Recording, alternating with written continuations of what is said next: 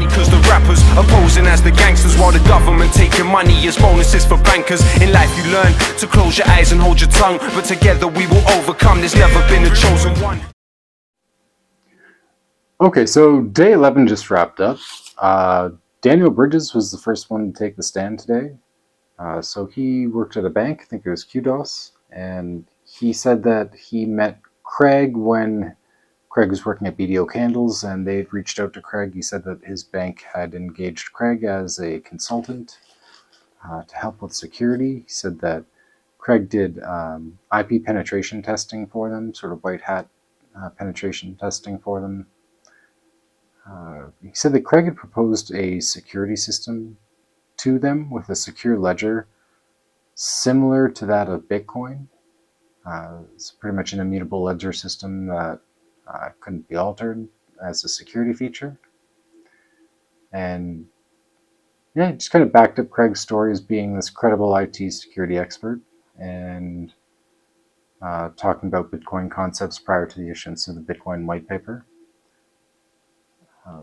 It was a fairly short cross-examination. There wasn't a lot that stood out from it in particular to me. It seems like they're just trying to get the witnesses to give certain details about certain stories that overlap with the other testimony that's been given, try to find inconsistencies in those stories, try to pick it apart. I'm guessing that's what they're doing. They're moving through it fairly quickly. It seems like there's a lot to get through. It's a long trial, but there's certain things that they're skipping over, so it seems like they're sticking to specific points that they want to find inconsistencies in, I believe. So Max Lynam, he was the next one up. He also backed up that Craig worked as sort of a white hat hacker. He said that he communicated with Craig mostly through Messenger and email. And he said that he was given computers by Craig and was asked to run particular programs on his behalf, sort of as a favor to him. And he said that they wanted to get rid of those computers after a little while, and they wanted to upgrade them. And that they had a dinner with Craig, and Craig informed them that they had actually been mining Bitcoin, that the program that he had them running was to mine Bitcoin. So it was an interesting story. He said that he knew that Craig was working on blockchain and blockchain concepts prior to the issuance of the Bitcoin white paper. To try to ask him about Craig's tax disputes with the Australian Tax Office, but he wasn't really familiar with any of that.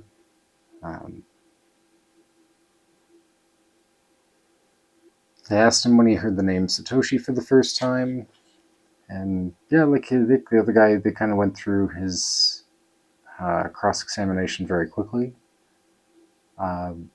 Next was Stefan Matthew. So his witness statement is probably one of the most important things to Craig's case, just because of the significance of what he's testifying to in his witness statements, the things that he's claiming and alleging that he's seen and experienced with Craig over the course of the development of Bitcoin and it actually being launched.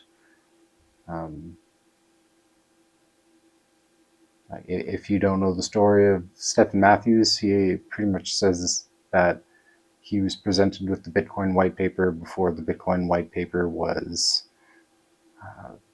issued publicly by Craig in person, and that he was asked what he thought about it by Craig.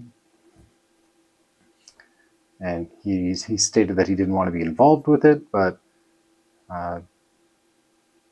he didn't see anything wrong with it from like a technical perspective.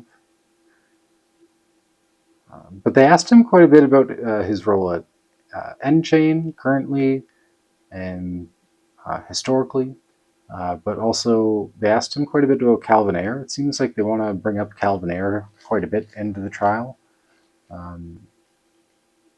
with statements and things that don't seem particularly relevant to the identity issue of whether Craig is Satoshi. I'm not sure what the angle is there. I would love to get some sort of legal analyst's opinion on why they're bringing up unrelated Calvin Ayre statements into the identity case about whether or not Craig is Satoshi. I'm not quite sure what the angle they're playing is from that, but yeah, they wanted to know if Calvin Ayre, the extent of his influence over the UK office of nChain was. They went into the leaked emails and accusations of Kristen Eger-Hansen quite a bit before lunch. There was some more accusations thrown at Kristen Eger-Hansen, saying that he was threatening Stefan Matthews, saying that he was going to be destroyed, and screaming in his face over and over again, "destroyed," while slamming his palm on the top of his desk. And doing that in an attempt to threaten him not to testify in that trial. So a fairly serious allegation against Kristen Eger-Hansen, but they had lunch after that. Came back from lunch and let's see, they discussed how he got the white paper. There was a bit of a inconsistency there in that he said that he got it through Craig on a USB stick, whereas Craig said that he gave it to him on a hard copy, but he said that he got it and then printed it out onto a hard copy himself from the USB stick. COPA accused him of lying a lot. Pretty much, they have to do that because of the significance of his testimony. They had to accuse him of lying a lot today. You could see it was really upsetting him at certain points. He was getting quite defensive. He talked about how Craig had proposed a timestamp server log system, and that he proposed that to Centibet when they worked there, and that if his proposal was adopted, it would have been the first system that ran on Bitcoin. He sort of emphasized that he'd seen the development of Bitcoin for years prior to the issuance of the white paper, pretty much from 2006 onward, from Craig, in that he saw it from before it happened, so there was no doubt in his mind that it was Craig. He didn't even entertain the idea that it could be other people because he didn't have to. He just knew it as a certainty. Like, this is someone who's claiming as a certainty knows it was Craig. And he's a very credible person, just like he's a serious businessman. A lot of these people are serious individuals. This is what a lot of people, they don't want to give credence to they don't want to weigh the witness testimony as heavily as, in some cases here, really should be weighed quite heavily. Like, these people are either perjuring themselves to support Craig, or this is what happened, and I don't know. Like, it depends. Everyone seems to look at this trial and see it through the lens they want to see it, but I mean, these are credible individuals who the judge is going to take seriously. He's going to take their witness statement seriously, and unless there's some reason or some inconsistency that leads him not to take it seriously, it adds a lot on the scale on Craig's side. So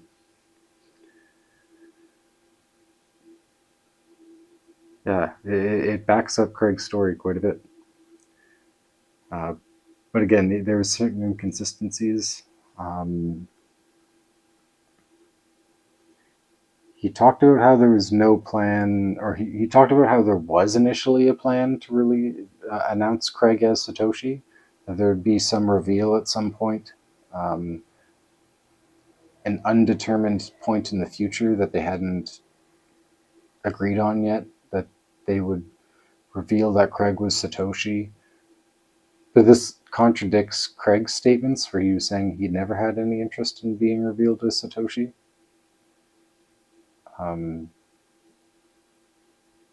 So, I mean, there's certain points in his witness statement that they're not going over necessarily everything, so I'm not sure if that was just an inconsistency in time. But it's a definite inconsistency in the story. Yeah, they accused him of lying quite a bit. They talked about how Andrew Summer had alleged that he could not do business with Craig or any business associated with Craig, so none of Craig's businesses or businesses that were working with Craig, because the ATO was pressuring their shareholders at his company to pretty much boot him out. They didn't want anything to do with Craig as a way of like pressuring Craig during his dispute with the Australian Tax Office. So that was an interesting allegation as well.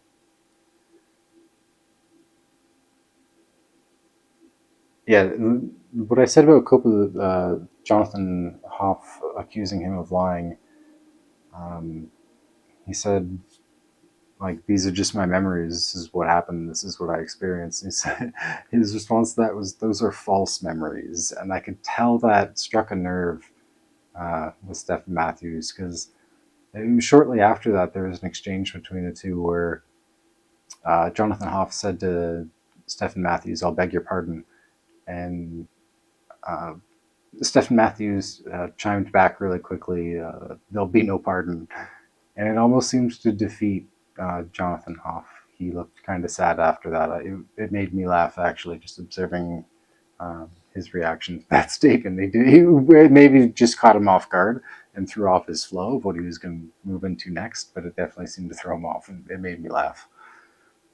They went into quite a bit of detail after that about the Wired and Gizmodo doxing and how, like I said, they had a plan and that threw off their plan.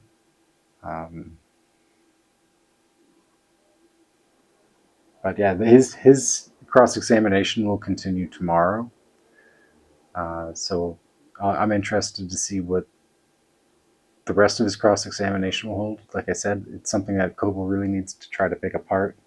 But they didn't really do a great job of that today. They mostly just accused him of being a liar.